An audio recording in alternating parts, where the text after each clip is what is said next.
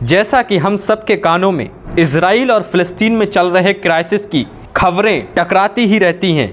Viewers, आपको ये बताता चलूं कि ये लड़ाई और क्राइसिस आजकल नया नहीं है, बल्कि ये लोकेशन जहां आज इजराइल मौजूद है, वहां की एक जगह जिसे जेरूसलम के नाम से जाना जाता है, वहां पर मुसलमानों के द्वारा जाने जाने वाली मस्जिद अल अक्सा और दूसरी तरफ यहूदी जिसे टेम्पल ऑफ माउंट, और वहीं क्रिश्चियंस को ये जगह इसलिए पवित्र है क्योंकि इस जगह पर मौजूद हज़रत ईसा अलैहिस्सलातु वस्सलाम की कहानी का एक केंद्र बिंदु है। ये जेरूसलम में होने वाली कोई भी घटना बहुत अहम बन जाती है क्योंकि इस शहर में यहूदी, ईसाई और मुस्लिम रिलीजन के सबसे पाक पवित्र स्थलों में से एक हैं। ये कुछ इजराइल और फ़लस्तीन के क्राइसिस को समझने के लिए कुछ पॉइंट्स मैंने आपको बताए। दोस्तों, अब आते हैं कि प्रेजेंट टाइम में वहां पर क्या चलने लग रहा है। इन जगहों पर व्यूअर्स, इजराइल ने मस्जिद अल अक्सा में मस्जिदियों पर और नमाजियों पर जो तशद्दुद शुरू कर रखा है, उसके बाद गाज़ा और लेबनान की तरफ से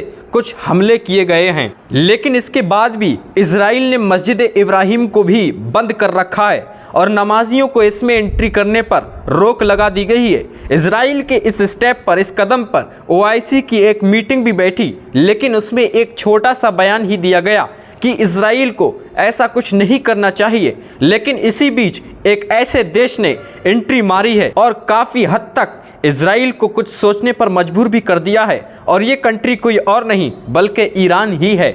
ईरान के बारे में लेटेस्ट न्यूज़ ये है कि ईरान में इजराइल के अगेंस्ट और फ़िलिस्तीन के सपोर्ट में नवेल परेड करना शुरू कर दिया है और कुछ वीपन्स पर भी एक्शन लिए हैं। व्यूअर्स, मौजूदा इजराइल का प्राइम मिनिस्टर नेतन्याहू जब भी PM बनते हैं तो इजराइल और फ़लस्तीन में तनाव बढ़ ही जाते हैं। ना सिर्फ ये कि इनके इंटरनेशनल रिलेशन ही ख़राब चल रहे हैं, बल्कि ख़ुद इजराइल के अंदर ही अब तक का सबसे बड़ा प्रोटेस्ट देखने को मिला है। नेतन्याहू के अगेंस्ट ये प्रोटेस्ट किया गया था। व्यूअर्स, न सिर्फ ईरान बल्कि अब इजराइल चारों तरफ से जूझ रहा है। एक तरफ सीरिया और लेबनान की तरफ से हमले आ रहे हैं और दूसरी तरफ गाज़ा हमासियों से जुड़े हुए हैं जो इस्राइल पर हमला कर रहे हैं। और बड़ी बात यह है कि अब ईरान ने भी इसमें एंट्री मार दी है, और अगर ईरान ने इसमें छलांग मार ही दी तो इजराइल को भारी नुकसान का सामना करना पड़ सकता है। व्यूअर्स, ईरान सामने से नहीं बल्कि अपनी प्रॉक्सी स्ट्रेटजी से स्टेप को आगे बढ़ाता है। व्यूअर्स, ये तो आपको पता ही होगा कि ईरान, चाइना और यहाँ तक कि सऊदी अरब अब एक साथ खड़े हो चुके हैं, और ईरान ने इस बार मुस्लिम वर्ल्ड से जोर देकर कहा है कि इस बार सब इस्राइल के खिलाफ सख्त रिएक्शन दें।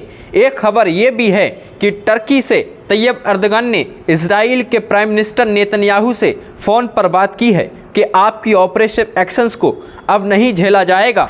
स्पेशली मस्जिद अल अक्सा की बेहरमती काबिल कबूल नहीं है, इसलिए इस्राइल इन चीज़ों से दूर रहे। अब आगे जाकर देखते हैं कि ये तनाव सुलझते हैं या फिर उलझते हैं। व्यूअर्स, तब तक के लिए हमें इजाज़त दीजिए, और अगर आपको ये कंटेंट से ज़रा कुछ नया सीखने को मिला है तो हमारे चैनल पर अगर आप नए हैं तो सब्सक्राइब कर लें और वीडियो को अपने दोस्तों के साथ ज़रूर शेयर करें। और फ़लस्तीन के बारे में आपके क्या ख्याल हैं, अपने राय कमेंट बॉक्स में ज़रूर दें।